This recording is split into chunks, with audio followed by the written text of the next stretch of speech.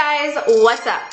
I know you liked my previous babysitting stories video, and I thought that I had some more stories that I could share, and this was one that I really wanted to share in the first video, but it was kind of about a different family, so I thought I would make another video, which is going to be today's, and it's kind of weird, and both stories that I'm going to share with you today, I'm going to share two, are more on like the creepy, weird side.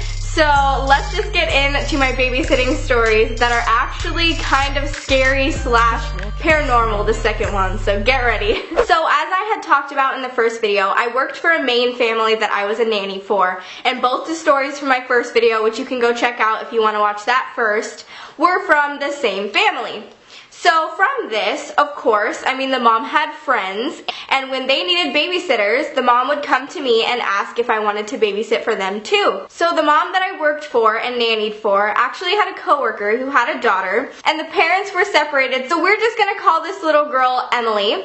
And so when Emily would be with her mom had to go to work, she just started a new job, so now they needed a babysitter. So they offered my services, and I was like, yeah, it's only one day a week on Wednesdays, and it's close to my house. It was really close to where I lived at the time. I went over on the first day, and I went to go meet them, and the little girl was really nice, the mom was super sweet, it was really cool, but I noticed, and okay, I'm a dog person. Like, you ask me if I'm a dog or a cat person, bitch, I'm a fucking dog person. I'm so sorry to anybody who has cats. It's only because of traumatizing experiences like this one.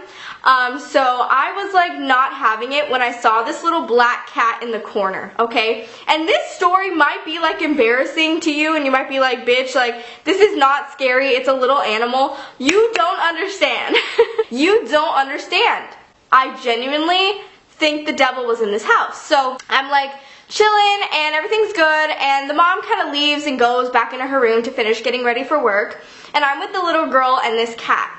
And I look at the cat, I had no idea that this thing was out for blood, and so I'm just like, hey, and I go to pet the cat, and it just hisses at me like no other, and it swipes my hand away with its paw, like it's trying to totally scratch me and draw blood. This bitch was out for blood. So right at this moment, I'm like, oh shit, the mom's about to leave, I have a little girl that I have to watch, and like, I'm with this devil in the house. I knew it was gonna be a bad time. I have traumatizing experiences with animals, okay? So the mom leaves, and this day was literally the worst day of my life. I'm not kidding, I literally hid with this girl in the room. Good thing I had like boots and jeans on that day, because this thing was gonna scratch up my legs and literally hurt me. Like, it was the scariest cat I've ever seen. It was all black, its eyes were like crazy, and it was just making the most like rabid noises you could ever imagine. Like, it sounded like a child screeching every time it went to go like hiss at me and like hit me and stuff. And the thing about this is so weird is like, why do you have a cat like this in your house with this little girl? Like, it's gonna eventually turn on this little girl and you. Like, get this out of the house. I'm literally hiding in this little girl's room with her, and she has like no idea what's going on.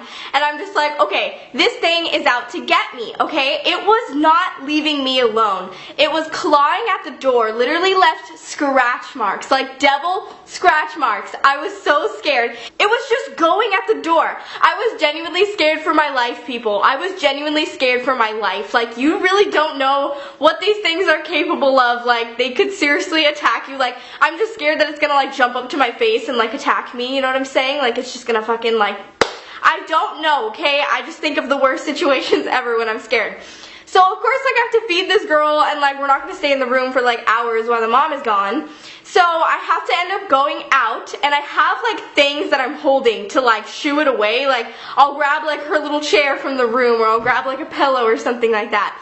And so I'm like grabbing these things, and I open the door so slowly. It's literally like a murderer's in the house. And I'm walking around slowly, and I look around. I swear it was pawing at the door 2 seconds ago, but right as I opened the door, it wasn't in sight.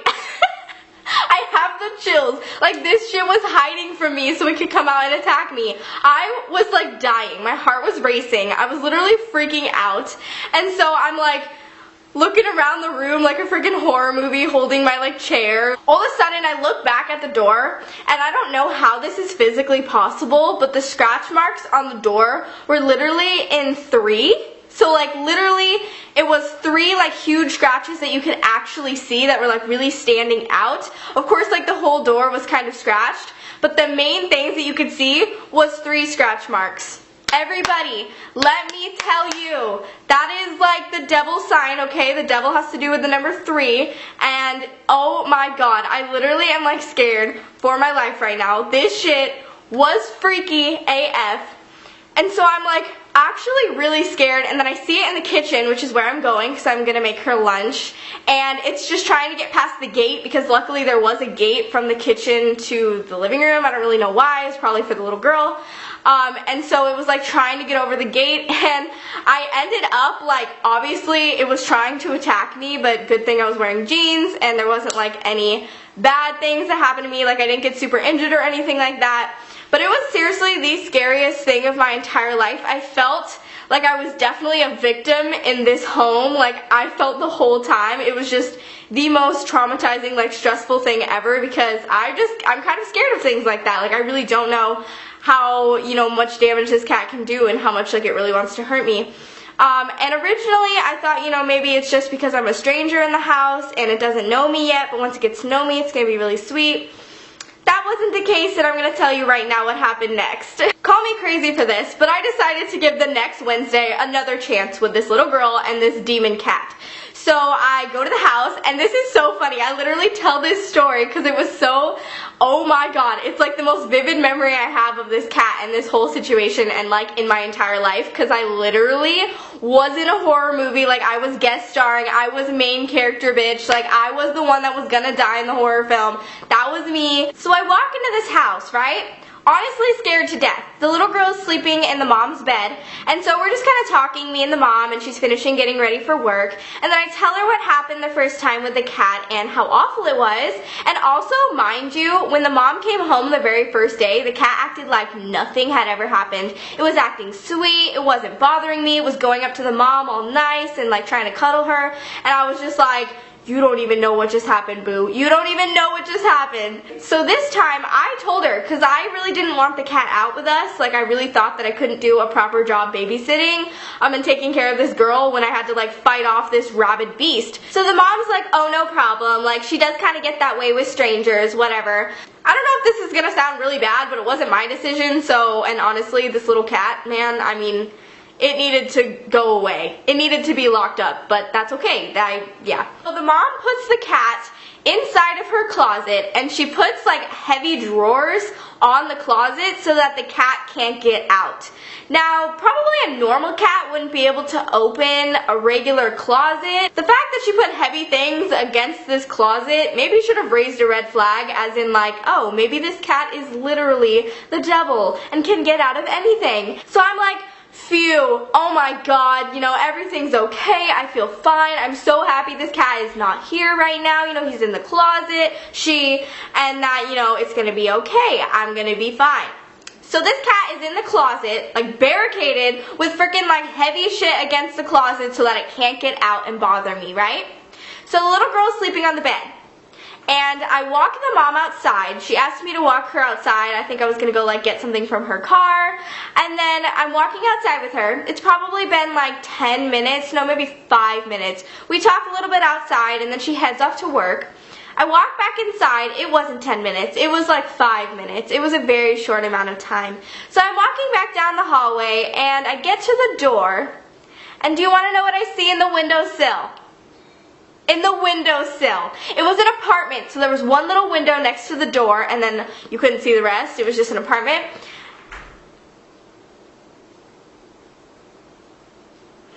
The cat was in the windowsill, staring at me, honey. It was staring me down. It was ready to really draw blood this time. I seriously have the chills throughout this whole video. This was the scariest thing of my entire life.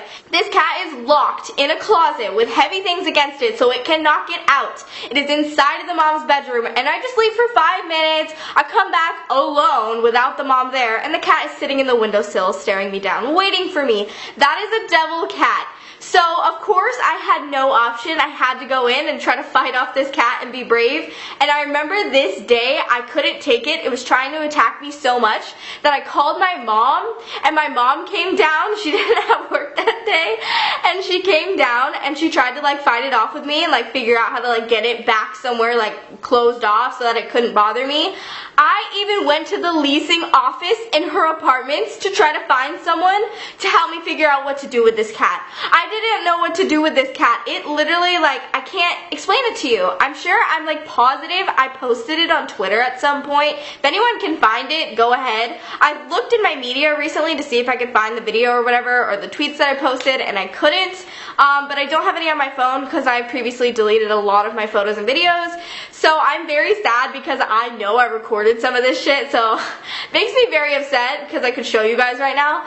But it was the scariest, most rabid thing I've ever seen in my entire life. It'd be like living with a wild animal. Yes, it's relatively small, but like that shit was wild. So it was a really bad day that day. The apartment complex, like the leasing office, wouldn't help me. They wouldn't send anybody down to try to take care of this cat. And I ended up telling the mom, and I never went back to that job.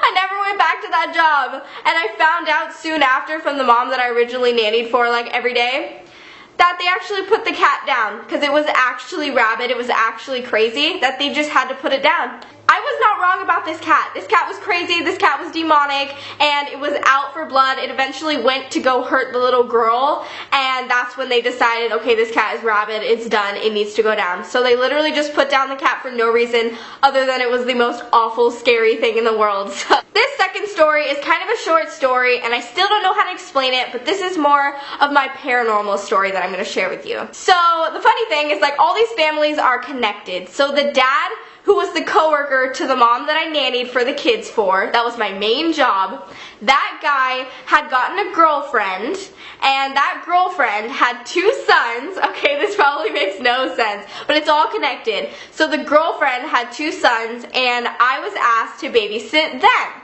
This is what's kind of weird. Previously on this street had kind of a murder case, unfortunately. Very, very sad.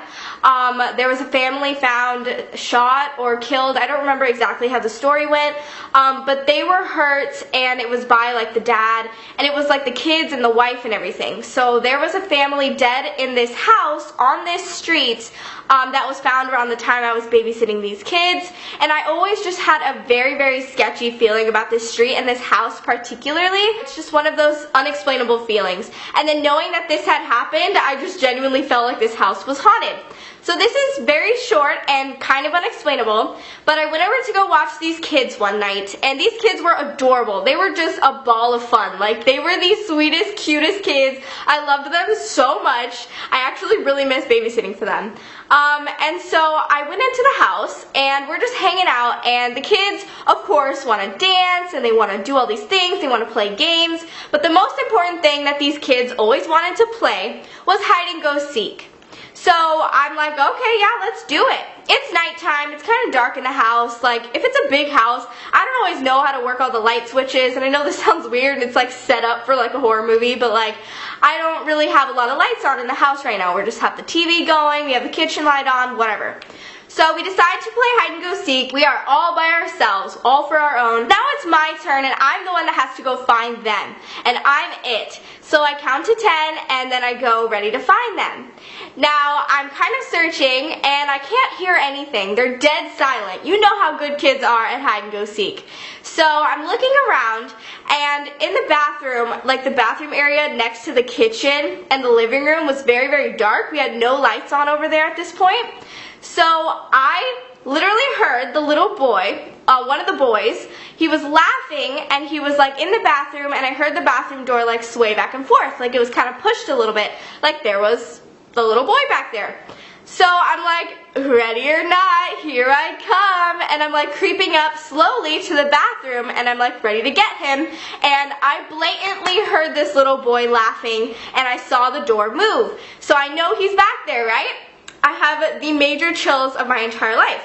I go back there, and I look behind the door, and I'm ready to capture him and laugh, and it's going to be so funny, and there's absolutely nothing there. So I ran as fast as I could and I said, boys, come out wherever you are, come out.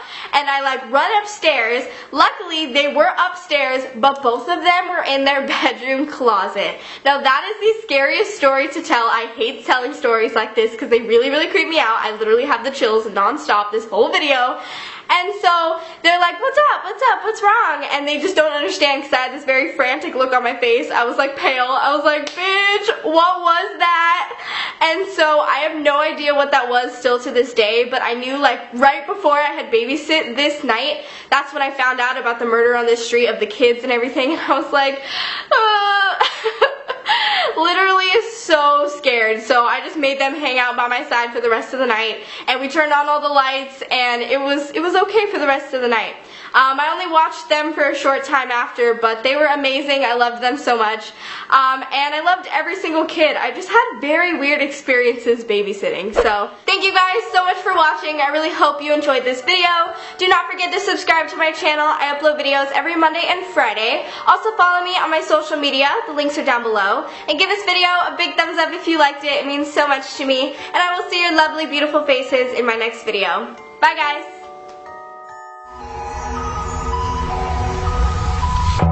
Crashing, hit a wall.